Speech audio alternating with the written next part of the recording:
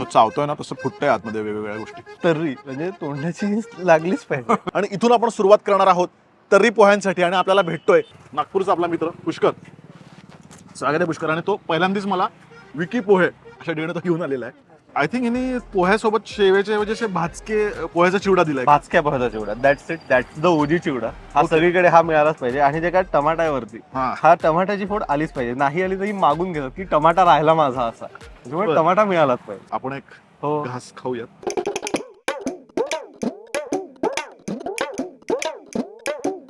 जसं चावतोय ना तसं फुटतंय आतमध्ये वेगवेगळ्या गोष्टी. तर्री म्हणजे तोंडाची लागलीच पाहिजे. हा बेसिक नियम आहे, त्यामुळे ते नाही पण असं खूप जाळ असं नाही वाटत आहे. नाही. नाही आता अजिबात. थोडं वाटतंय थोडं जसं जसं मी आफ्टर चावतोय टेस्ट त्याची सुंदर आहे. स्पायसेसने भरपूर असं जे आहे. Wow proper. अरे हे तुम्हाला जाणवतो तुमचा घास खाली खाली चाललाय. अगदी बरोबर. That is the speciality of Nagpur pohe. अरे काळा चणा आपण ज्याला म्हणतो तोच आहे. मग काळा वाटाणा पूर्ण शिजलेला नाही, अर्धवट असा झालेला छान. हा अर्धवट झालेला आहे.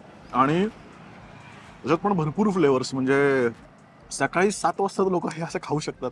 कसलं भारी वाटतंय मला. मी म्हणलं हे 24/7 चक्र चालू असतं तर्री पोह्याचं. बरोबर. रात्री सकाळी कधी कधीही. तर्री पोहे खायला म्हणजे काही प्रॉब्लेमच नसतो लोकांना. ऑफकोर्स जर लोक सकाळी सकाळी मिसळ खाऊ शकतात हा, why not Y tarri not.